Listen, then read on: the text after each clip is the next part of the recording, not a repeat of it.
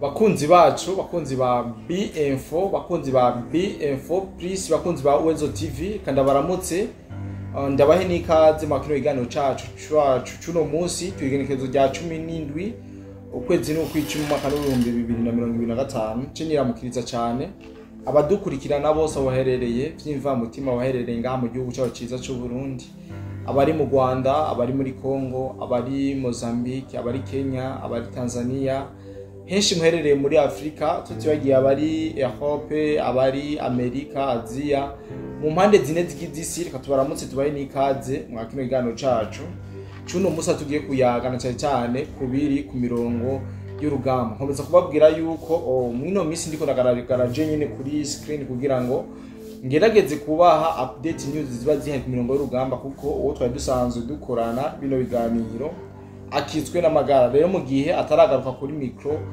za B-Info Plus zaraduhabwa busisanguzi, nzo ndagerageza za B-Info Plito kugira zaraduhabwa busisanguzi, nzo ndabaha ico no kwita incamake y'ibiba byaranze imirongo y'urugamba. Ati rero ivyo ndabazaniye n'ibiki uno munsi bimeze gute bantu b'Imana?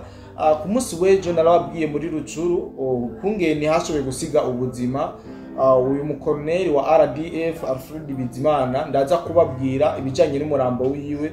Hari benshi badusavye amafoto y'umurambo wiwe, mwashobora kutwandikira tukabaha canke mukinjira muri no groupe mubona muri commentaire. Ndaza kuyishiramwo link muri commentaire ya mbere kugira ngo bikunde mushobore kwijoininga muri group mubone imirambo canke uko ama video y'ivyaranze urugamba ko biba vyagenze, ababa basize ubuzima mu migwano.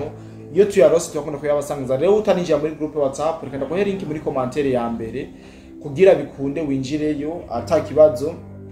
Nakimendeza kubabwira cyane kubijanye n'umurambo wa Alfred Bizimana yasize ubuzima muri ambiscade yashoboye gutegwa n'aba wazarendo aha muri centre ya Rucuru. Turaza kugira ko mu buryo birambuye sivyo gusa, turaza gusimbira muri Nord Kivu. Ubona yuko ibintu bitoroshe za Nyiragongo, Masisi, Warekari n'ahandi henshi. Turaza kubabwira uko vyifashe muri rusange. Turaza gusimbira no mu migwano yeruye yabaye ku munsi w'ejo neza na neza muri Masisi, aho ubona yuko yari imigwano idasanzwe. Imigwano novuga yuko ari imigwano barateguwe ku rwego rudasanzwe, kubera ko twabonye ingufu zidasanzwe zariko zirakoreshwa n'aba patriote b'igihugu ca Kongo. Rero imbere yo twinjira mu ngingo zose, reka nongere kubaha ikaze mu kino kiganiro cacu cuno munsi. Utarakora subscribe nakaryo keza cyangwa mu gihe kiza kugira ngo bikore, ngo hanyuma tubandanye tubaha ibintu vyiza kandi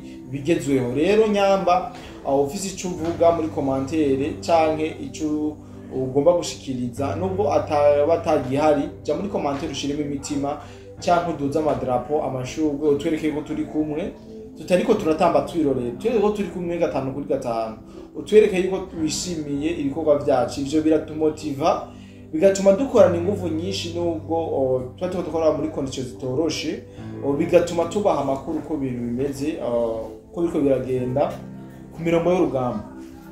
Nuko twisubirire muri Rucuru ku byabaye ku munsi w'ejo. Nababwiye ku bijanye n'urupfu rwa Colonel Alfred Bizimana w'igisirikare ca RDF yashoboye gusiga ubuzima ngaha muri Rucuru.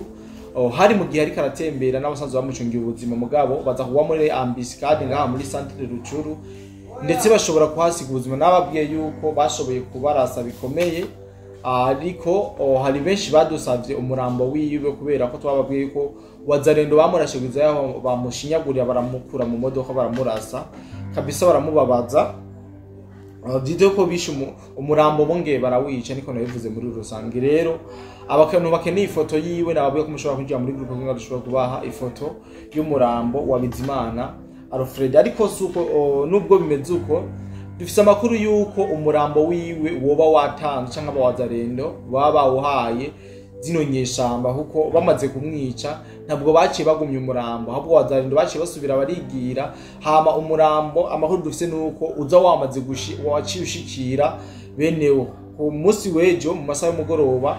Niho atubwira yuko umurambo washoboye gushiganwa mu gihugu cy'u Rwanda kugira ngo bikunde bamujane Kanombe, hasanzwe hari irimbi ry'abasirikare bashobore kumufubana iteka. N'umubabaro mwinshi kuba bene wacu ababanyi bacu b'abanyarwanda, ariko reka tubabwire bakomeze kwihangana ko biyemeje kwishora mu ntambara kugira ngo bikunde baze bariba, nibatekane, bazokomeza babure, twebwe se tubigira igituma babo aretse tubigira. Rero mwumve yuko bakomeza kubura kandi kubwishi. Sivyo gusa nababwiye yuko muri Kivu ya ruguru imisozi ikomeze gutigita, novuga yuko imisozi iri kiratigita ku buryo budasanzwe, amabombe, amakompora yaba FRDC, ibisaso bidasanzwe nivyo biriko biravugira ngaha muri Nord Kivu, neza na neza mu hagati ya Nyiragongo na Masisi na Warikari kabisa. Wazalendo na FRDC cyangwa coalition ya FRDC bari gucucuma bikomeye izi nyeshamba z'igihugu cy'u Rwanda. Namakuru turose mu kanya gaheze, mwumve yuko ari ibintu bikiba n'ubu bikiba, imihangano igikomeze kubera mwibi bice. Rero amakuru dufise ahari nuko avuga yuko abagera ku 8 bamaze gufatwa na wazalendo bo mu nyeshamba muri iyi migwano iri kirabahuza ngaha hagati ya Nyiragongo, Masisi na Warikari. Mwumve yuko ibintu bidasanzwe, abagera ku 8 bamaze gufatwa miri. Aya n'amakuru dukura ku mirongo y'urugamba duhabwa na bamwe mu wazalendo basanzwe bari ku mirongo y'urugamba, baravuga ko bagikomeje kandi bamaze kuba decide, bamaze kurya karungu, bavuga ati umwanya n'umwanya iyi Masisi turabombora, banka babesha turabakura ku buryo n'imiryango bo bavuga ati n'imiryango yose dukeka yuko ibacumbikiye nayo turaza kuyomorana nabo n'izinyeshamba. Murumva yuko undi wazalendo ngaha muri Nord Kivu kabisa hariko haravuga amakompora, hariko haravuga isaso bidasanzwe, hariko haravuga amarokete. Mwumve yuko ibintu bidasanzwe ngaha muri Nord Kivu. Abene igihugu muri Kivu canke ngaha muri Masisi, za Nyiragongo, za Warikari n'ahandi ati byifashe gute. Abene igihugu byinshi ubwoba ni bwinshi kuko ibintu bariko barumva n'ibintu bidasanzwe, ibintu bariko barumva kuri no ncuro nabo nkuko bishikizwa n'ikinyamakuru Actualité biravuga yuko ibi bintu ari ryambere bariko barumva ino migwano kuva izino ntambara zagatangura. Murumva yuko ari amaraso mashaka canke ari mikenyuro mishashi kirakora ku mirongo y'urugamba. Mwumve yuko ari ibintu bidasanzwe kabisa. Barako baravuga ati imitigito turiko turumva ku buryo n'umusozi usanga uri kuragigima, ni ibintu vy'imboneka bibi kuva zino ntambara zitangura.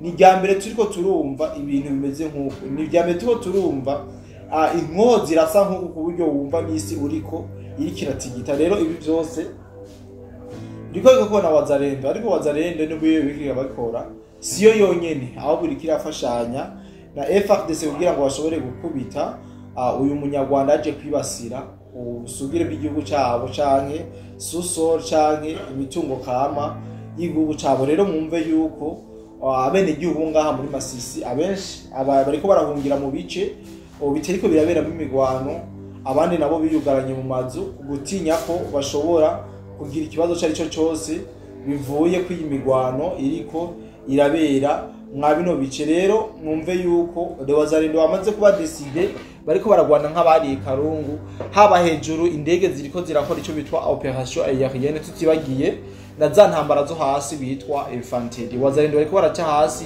FARDC nayo igafata ibirere igagerageza gutesha umutwe zino nyeshamba, maze aba wazalendo bakazijamwo ku ntambara yo hasi. Rero ushobora kurikora dukurikirana muri Masisi, commentaire ni gwawe n'ikibanza ciza cyawe, ushobora kudukurikirana uri muri Nyiragongo.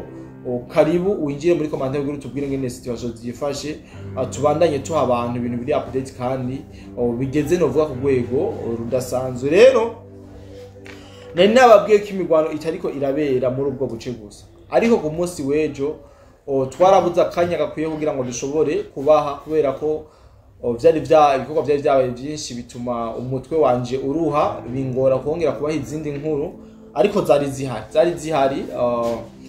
zihari kandi nyinshi cyane, kuko ku masaha y'umugoroba navuga yuko hashoboye kuba operation bitwa karahabutaka ngaha nyine muri Masisi. Ngaha muri Masisi mu gace bitwa Kanyakagina harabaye ibintu bidasanzwe mu masaha y'umugoroba, aho ari gitero cerekanye performance nziza canke ubutwari n'ubutore bw'abawazalendo bariko barakorera ngaha muri Masisi. Ushobora kwibaza ati aha muri Masisi ni ikihe kidasanzwe cyabaye? Pardon. Ati aha muri Masisi ibintu byari byifashe gute? ataha muri Masisi ninde yateye, aha muri Masisi ninde yatewe, aha muri Masisi hoba harabaye resite bimeze gute. Amakuru dufise y'ivyabaye ejo ku mugoroba nuko muri Masisi imigwano yarabandanije yiko irahuza abawazarendo ndetse n'izinyeshamba z'igihugu cy'u Rwanda cyangwa iyi M23 iri soutenu par Rwanda. Aya n'amakuru twagiye kuronka amasaha y'umugoroba biza kutugora ngene tuyabashikiriza, ariko ico mwomenya nuko ari wazarendo yashoboye kugaba ibitero ahasanzwe hari ibirindiro vy'inyeshamba ngaha muri Nyakagina. Ati rero byari bimeze gute, byagenze gute. Muri abo masaha y'umugoroba harashoboye kumvikana naho nyene ibisasu canke inkoho, urwamo rw'amasasu, urwamo rw'inkoho mutwihanganire, urwamo rw'amasasu y'inkoho nini, inkoho ndende zariko zirumvikana ngaha muri Nyakagina mu gihe wazarendo bariko baragaba ibitero mutwihanganire cyane kabisa, kuko murumva yuko mu muhogo bitameze neza. Aha muri Nyakagina hari hasanzwe izinyeshamba zihamaze igihe kitari gito. Rero wazarendo niho baje hamwe baravuga ati kubera iki zino mbwebwe za Sarambwe tutozikura muri iki kibanza. Niho rero wazarendo baca bategura igitero kibiriraho, maze baca bagaba igitero kitanateguwe novuga neza cyane izinyeshamba zitari zinibaza yuko bana wazarendo baza kuhashika, maze bategura igitero gikomeye ngaha muri Nyakagina. Hari mu masaha y'umugoroba nko nabivuze, ni imigwano idasanzwe. Iyi Nyakagina abakeneye kumenya Nyakagina iherereye ni muri parike ya Kivunga. Amutwihanganire cyane kubera ko tuba twakoze amakuru menshi, haragira yaho ijwi ritunanira gukontrola canke umuhogo ukaruha. Ndibaza muraza kutwihangana bivanye n'ingene ijwi riko riragenda canke ko muriko murabona yuko bimeze. Ndabona yuko atanamazi ari hafi yanje kugira ngo bikunde ashoboye kubigwanya. Muraza kutwirageza tuyangana ko ndazi inkuru yo muze kumva inkuru tuvugamo, hama ibindi navyo muze kubitubabarira ko. Rero ati aha muri Nyakagina muri parike ya Kivunga n'imigwano yahabaye amasaha atari make kugira mu masaha y'ijoro, imigwano yari kibandanya. Amakuru dufite nuko iyi Nyakagina abawazarendo bahavuye bayomora mu zino nyeshamba z'igihugu cy'u Rwanda, maze bamaze kubomora muri Nyakagina ibintu ntivyabananije uko wazarendo yarabaherekeje, maze ahantu bari baciye bomokera neza na neza mu gace kitwa Mutongo n'agace kitwa Michel, niho baciye babanza komokera zino nyeshamba inyuma yo kujya umuriro udasanzwe canke inyuma yo kubakiriza ko umuriro mwinshi cyane. Abandi nabo twumvise yuko amakuru dufise nuko baciye bahungira muri groupe yitwa Ihana iri muri territoire Walikale. Murabizi yuko Walikale na Masisi ari amaterritoire afatanye, rero biroroshe cyane kugira ngo umutabiye ngaha hungire mu yindi territoire kandi birumvikana cyane. Rero ngaha muri Nyakagina nuko muri rusange byari byifashe. Mwumve yuko wazarendo mu kitero yagavye yashoboye kugira resite, maze yomora zino nyeshamba z'igihugu cy'u Rwanda mu buryo bweruye, maze baza guhungira muri ubu buce bwa Mutongo ndetse na Mishehe. Aya n'amakuru twakuye neza ku mirongo y'urugamba, mbetse biranatangazwa na societe civile ngaho muri Kongo, bikongera bikanatangazwa n'ikinyamakuru Actualité. Tutibagiye Radio Okapi nayo yagize ikibivuga ko bijanye n'iyo operation yashoboye gukorwa n'abo bawazarendo canke aba patriote b'igihugu ca Kongo. Hari abandi bakomeza kutubaza amakuru agiye atandukanye cyane yo muri Bukavu, situation actuelle yo muri Uvira, yo muri Kavumu n'ahandi henshi, ariko ejo nari nageze kubicako. Ndababwira ko muri Kavumu n'ubu mukomeze kumva yuko Kavumu iri mu minwe y'inyeshamba z'igihugu cy'u Rwanda. Ivyo rero sinje kubidebata ko cyangwa ndabibasesangurire, ivyo ni mu vyumvuko mu bifatuko. Hari abatubaza ingene nzibira ubu vyo bavyifashe ingene bimeze, ko twarababwiye mu ndwiheze. Ndibuka turi musesango twarije kubabwira ama situation ko yari yifashe ngaha muri Nzibira, tubabwira ama operation ingene vyagenze, ndetse munamenye ko Nzibira ariho hashoboye gupfira ibiharuro binini cyangwa umubare munini waba basirikare bavuye muri training muri muri Rumangabo ahasanzwe hari ikigo ca gisirikare cizi inyeshamba z'igihugu cy'u Rwanda twarababwiye ngene vyari bimeze ariko bariko baratubwira baratubaza muri nzibira ngene bimeze nazinduye ndabaza ako ejo mwarabimbaje ariko ntacyo narivuze kubera ko ntari bwaronke amakuru novuga ko agezweho niho naciye ndabaza ku basanzwe batuye ngaho muri nzibira barambwira yuko muri nzibira yabo bawazanye canka izi nyeshamba zigihari bose bakihari rero kumva yuko aha muri nzibira inyeshamba zahafashe naho zirafata kuko hamaze n'imisi atama operation mesha rikarahabera iyo ahabaye haba ico bitwa gukozanya ko bigatuma abawazarendo batekana M23 zigatekana ubundi ibice biriko biraberamo imigwano ikomeye nizi za Nyangezi izi za hafi y'ibisagara vya Bukavu muri make za Kabare za Karehe niho nova yuko imigwano yeruye iri kirabera kuvuga yuko aha muri nzibira ariko arabera imigwano oya ntabwo imigwano myinshi kirahabera habiyo gukozanya ko ariko muhamenye yuko inyeshamba zigihari kandi na wazarendo zigihari abariko baratubaza amakuru yo muri Shabunda nayo muri Shabunda naho ntitwavuga ko zitahari inyeshamba zirahari kandi nabo wazarendo bahari imigwano iraba rimwe na rimwe ariko si mu buryo bweruye niho no kubwira yuko no mu Burundi aba M23 bahari kandi kuvyemera ni ibintu bitahuritse kuko uno musi sinzi musango twageze kubatahuza kijanye na M23 burya M23 tuvuga ngo n'abantu ni ideology y'abantu ko urashobora kuburi kuranyumviriza nawe bivanye na ideology yawe basanga uri mu M23 kuba M23 si ngombwa wambare ujya mwambaro wa gisirikare kuba M23 si ngombwa utora inkoho uje kuri floor ahubwo nibiri muri wewe mutwe wawe ideology canke ugutahura kwiwawe nico twitaba M23 ubundi aba M23 tubona sibajya bambaye itende kuko twama tubona besha abawazarendo bishi twarababwiye muri Nyiragongo abashoboye kwicwa baba M23 nta ntinza gisirikare bari bambaye bamwe bicwa bagacibwa amatwi n'ibitsina baraba M23 ariko nta teni militaire bari bambaye nta teni dokomba bari bambaye kubera ko bivanye n'ivyo bakora berekana yuko naba bibasiguriye mu makuru kugana ntanze kuri Uwezo TV